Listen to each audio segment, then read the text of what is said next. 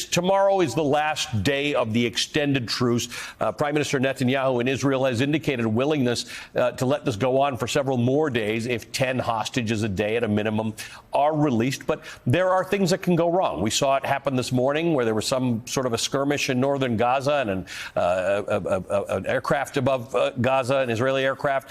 They're going to run into problems with hostages that Hamas says they don't have control over, with men, with members of the military who are being held by Hamas. Where do you see this going?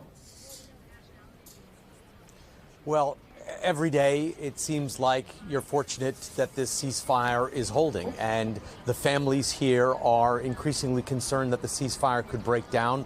I was at a square here in Tel Aviv, generally now called Hostage Square, and families there were saying, advocating for their particular relatives, saying, put them on the list. We want them out. We want them out now before the ceasefire either breaks down or expires. And as you mentioned, it is supposed to expire tomorrow.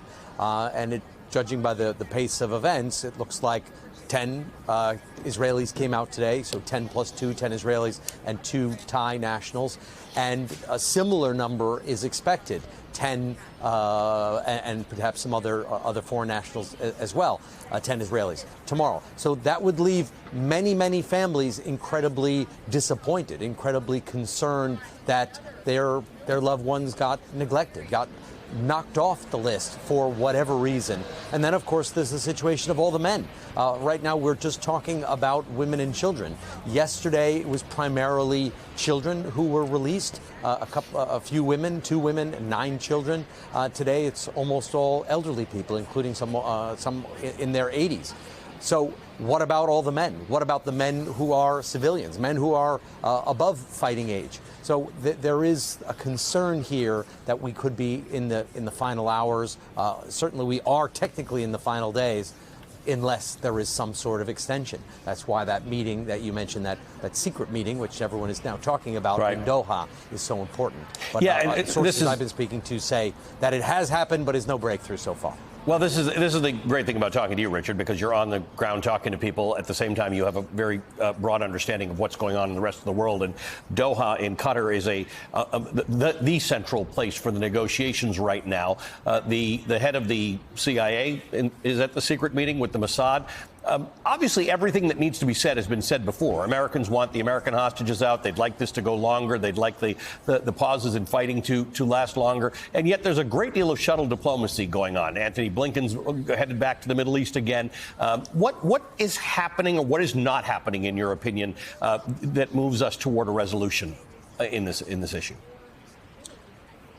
So they're talking now about expanding the negotiations to include more hostages. So not just to have women and children up for discussion, but potentially to have some of the men, or the most sensitive of all, have some of the younger men and women, people that that Hamas considers to be soldiers.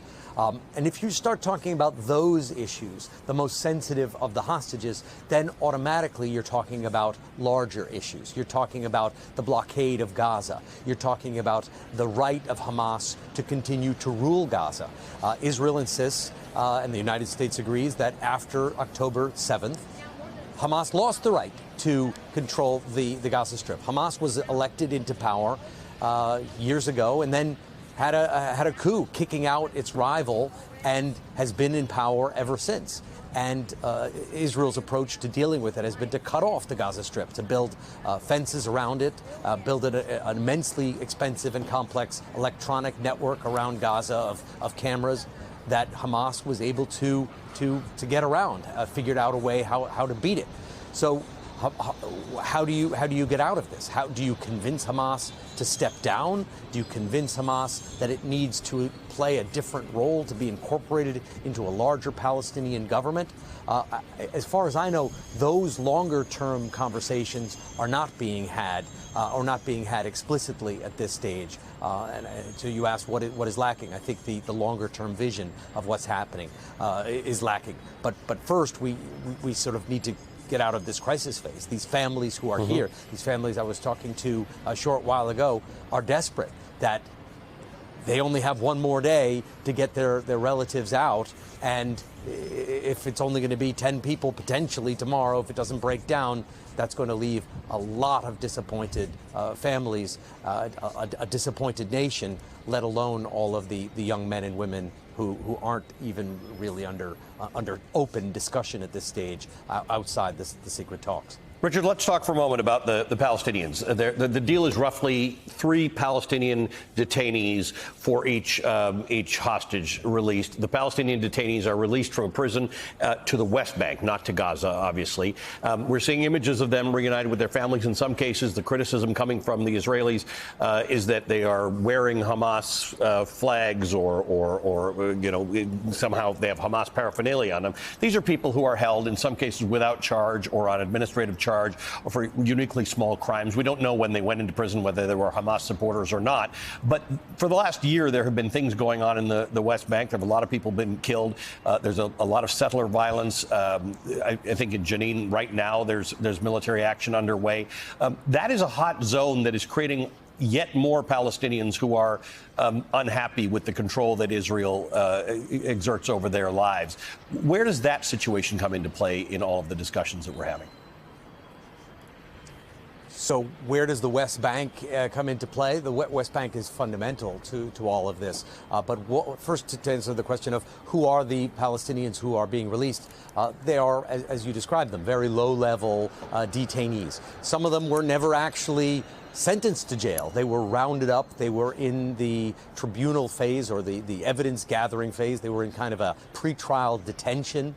I'm familiar with one of the people on the list, someone who was just detained a short while ago, and according to people who know her quite well, that she's innocent. So the Palestinians in the West Bank will say that what Israel has been doing has been building up stock. They've been looking for people to arrest on, in some cases, for very trivial reasons, in order to have a lot of people on hand so that they can have them to trade. That's what seems to be happening at this stage for the women and children. For the next batch, the more sensitive batch, the people that Israel the Hamas considers soldiers, the younger men and women, and the actual soldiers, the people who Hamas detained who are in uniform. Hamas in the past has asked for people like that for hardcore militants, people with blood on their hands, real Hamas activists who Israel does not want to release. So that phase of the moon has yet to come. At this stage, we're just seeing very low-level people who are being released, and the reason it seems that some of them are wearing Hamas banners or Hamas scarves is to thank Hamas, because they got them out of jail by using pressure. But obviously that is something that Israel finds incredibly distasteful, that they would be released from jail in what Israel is considering an act of goodwill, and then put on a Hamas scarf moments later. A lot of Israelis find that deeply disturbing and offensive. Now, where is the larger picture of the West Bank fit into this conflict? There are two governments here, as you know very, very well. You've been to Gaza. Hamas is the government, is a kind of a dictatorship government. It took over by force after being elected. And in the West Bank, you have a very aging leadership. You have the aging leadership of the Palestinian Authority, which has almost no popularity. Since the death of Yasser Arafat, there hasn't been a single unifying Palestinian leader. You have the weak West Bank leadership under Mahmoud Abbas, the Palestinian Authority president.